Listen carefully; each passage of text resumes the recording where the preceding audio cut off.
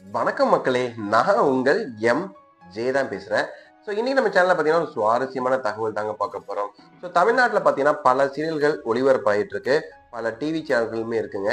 Example சொல்லணும்னு வச்சுக்கோங்களேன், Sun TV, ஜீ Tamil, Vijay TV, colours டிவின்னு சொல்லிட்டு ஏகப்பட்ட டிவி சேனல்கள் இருக்கு.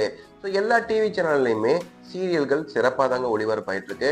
இருந்தாலும் ஒரு சில சீரியல்கள் மட்டும்தான் மக்கள் மனசுல நீங்காத இடம் பிடிக்குங்க.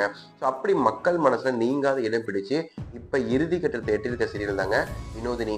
ஸோ இந்த சீரியல்ல பல பேர் நடிச்சாலும் முதன்மை கதாபாத்திரத்தில் நடிச்சிட்டு இருக்க சிவராமன் பாத்தீங்கன்னா யாரு, அவர் எப்படி இந்த சீரியலுக்கு வந்தாரு, அவர் இதுக்கு முன்னாடி என்ன பண்ணாரு, ஏது பண்ணாருன்னு நான் டீட்டெயிலாக சொல்ல போறேன். வீடியோவை ஸ்கிப் பண்ணாம பாருங்க.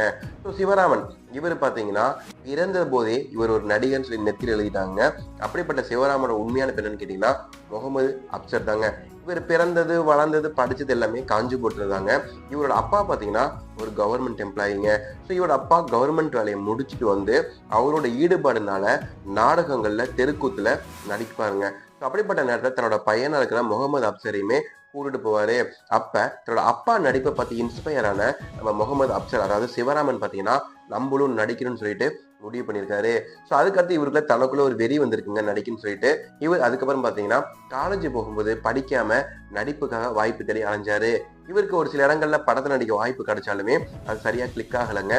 ஸோ அதுக்கடுத்து சிவராமன் பாத்தீங்கன்னா நமக்கு நடிப்புலாம் செட் ஆகாது, அதாவது பெரிய திரை நடிக்க செட் ஆகுது, ஸோ சின்ன திரையை தேர்ந்தெடுக்கலாம்னு சொல்லிட்டு நாடகங்கள்ல நடிக்க ஆரம்பிச்சாரு.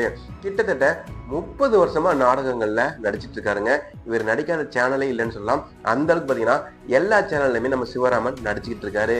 ஸோ சிவராமன் பாத்தீங்கன்னா நடிக்கிற சீரியல் எல்லாருமே செம ஹிட்டுங்க. ஸோ நம்ம சிவராமன் பாத்தீங்கன்னா இதுவரை நடிச்ச சீரியல் எல்லாமே பாத்தீங்கன்னா செம ஹிட்டு தான் ஆயிருக்கு.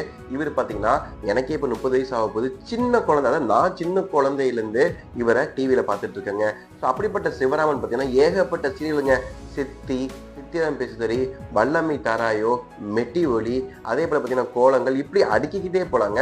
இப்படி ஏகப்பட்ட சீரியல்ல வெறித்தனமா நடிச்சிருக்கிறாரு நம்ம சிவராமன் என்கிற முகமது அப்சர். ஸோ இப்போ வினோதினி சீரியலும் பார்த்தீங்கன்னா இந்த அளவுக்கு மக்கள் மனசு நீங்காத இடம் பிடிச்சிருக்குன்னா அதுக்கு ஒரே காரணம் நம்ம சிவராமன் தாங்க.